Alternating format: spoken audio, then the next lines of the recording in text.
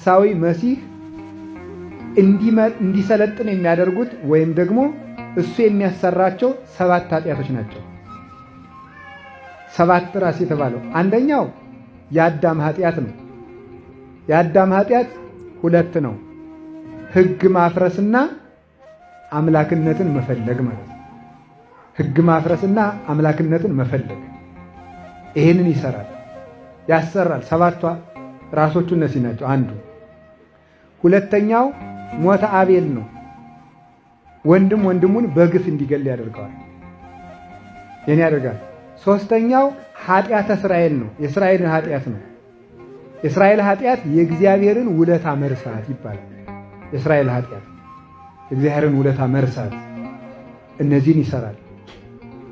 40 ዓመት ተቆጣይ ኩዋለ ኢቲ ትውልድ እግዚአብሔር 40 ዓመት በሙሉ የሚቆጣቸው መና ወርዶላቸው ቢርበንስ ብለው ስለሚጠራጠሩት ነው። ውለታውን ስለሚረሱ ኃጢያተ እስራኤልን ይሰራል። ኃጢያተ ሰዶም ይሰራል። የሰዶም ኃጢያት የሰዶም ኃጢያት አሁን ተመልከቱ፣ ሕግ ሆኖ በዓለም ላይ ሁሉ እየተሰጠ ነው። በአውሮፓ በአሜሪካ ትምህርት ቤት ላይ ስርዓተ ትምህርት ሆኖ ይሰጣል። ስርዓተ ትምህርት ተቀርጾለት ግብረ ሰዶማዊነት ትምህርት ቤት ላይ ይሰጣል። በትምህርት ደረጃ ልክ ሀለ ተብሎ እንደሚሰጥ ህጋዊ ትምህርት ተደርጎ ይሰጣቸዋል፣ ይወስዱታል። ይህ ብቻ አይደለም። ግብረ ሰዶም የሚፈጽሙና ሰዶማዊነትን የተቀበለ ሰውን ሰላም ሳይሉ ማለፍ ራሱ ማሸማቀቅ ነው ተብሎ ያስጠይቃል። እንደው ዝም ብሎ በር እሱ በዚያ ሲያልፍ መዝጋት ራሱ በር ሲያልፍ መዝጋት በሰዶማዊነቱ ተጸይፋችሁት ነው ይባልና ያስከስሳል። እስከዚህ ድረስ ህግ ሆኖ እየተፈጸመ ነው። ሴት ሴትን እያገባች ነው። ወንድ ወንድን እያገባ ነው። እናት ልጇን እያገባች ነው። አባት ልጁን እያገባ ነው። አሁን ፊንላንድ፣ ጀርመን እነዚህ ሁሉ ፈቅደዋል። ይሄን አክስት አጎት ቆይቷል። እናትንና ልጇን ደሞ ወንድ አባት ሴት ልጁን እንዲያገባ 5 ነው እንዲጋቡ ሳምቦ የሚባል ጋብቻ አላቸው። 5 ሴትና 5 ወንድ ሆነው ይጋባሉ አንድ ላይ። የሁሉ የ7 ካትን ኃጢያት ይሰራሉ። ኃጢያተ ሰዶም ይሰራል። ቅትለተ ዘካርያስ ይሰራል። ቅትለተ ዘካርያስ የሚባለው የትኛው ነው? የካህናት በቤተ መቅደስ መገደል ማለት ነው። እየተገደሉ አይደለም ዛሬ የተገደሉ ካህናትን በቤተ መቅደስ መግደል፣ ይሄ ይሰራል። በኋላ ደግሞ ምን ይሰራል? ሞተ ወልደ እግዚአብሔር ይሰራል። የክርስቶስ በግፍ መገደል ማለት ክርስቲያኖች ክርስቲያን በመሆናቸው ብቻ ይገደላሉ። በመሆናቸው ብቻ ምንም ሳያጠፉ። ይሄ በየትኛውም ሀገር እያየን ነው አይናችን ማለት ነው። በጣም እኮ ያስደንቃል። ፖለቲከኛና ፖለቲከኛ ሲጣላ ሄዶ የሚገደል ክርስቲያን ነው። ህዝብና መንግስት ሲጣላ የሚገደል ክርስቲያን ነው። ምን የሚያስደንቅ ግፍ እየተፈጸመባት ነው በቤተ ክርስቲያኒቱ። ይሄ ሁሉ የሐሳዊ መሲህ 7 ራሶቹ ናቸው። እነዚህ ይሰራል። ጥቅመ ሰናኦር የመጨረሻው አንዱ ኃጢያት የሰናኦር ግንብ።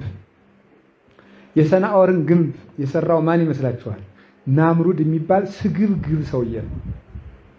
በዓለም ላይ የሚነሱ ስግብግብ ነገስታት ሁሉ የናምሩድ አባታቸው ናምሩድ ነው። ከሱ ነው የተማሩት ነው የሚባለው። አስመሳይ፣ አስተባብሮ ተንኮል የሚያሰራ እግዚአብሔርን የሚዋጋ ንጉስ ማለት ናምሩድ። እግዚአብሔርን ለመዋጋት ግንብ የሚሰራ ማለት ነው።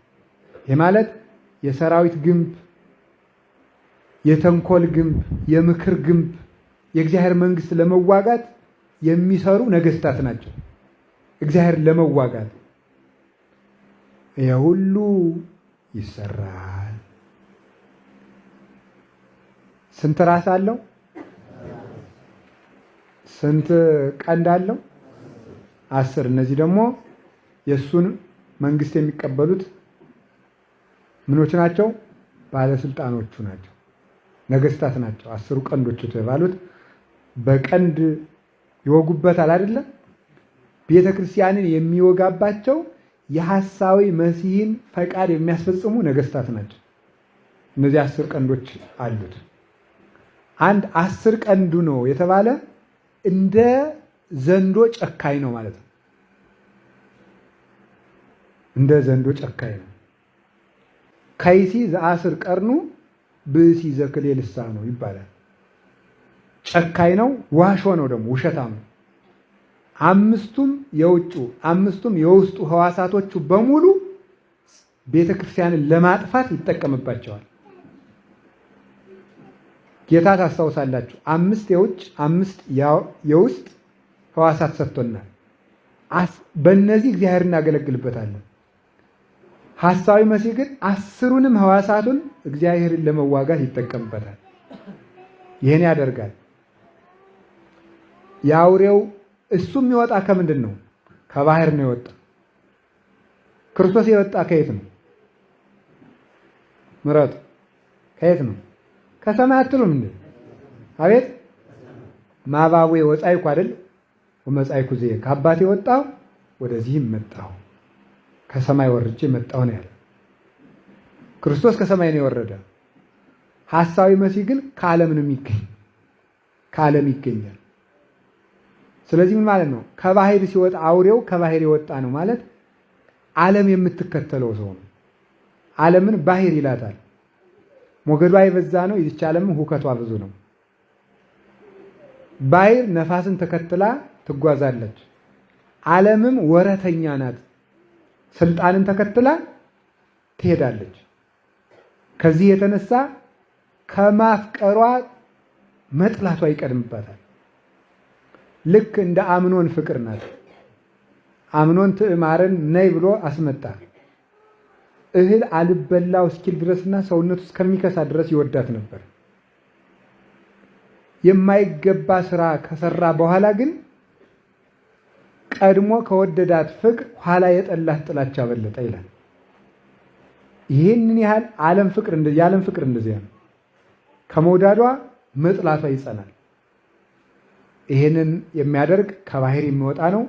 መነሻው ምቾት ነው። አሁን ይህን ምን ያደርጋል እሱ? ሐሳዊ መሲህ ቁጥሩ ስንት ነው?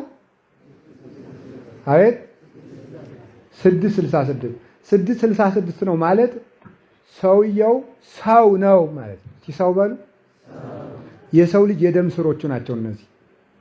የሰው ልጅ የደም ስሮቹ ስለሆኑ ቁጥሩ 666 ነው ማለት ሰው ነው ማለት ነው።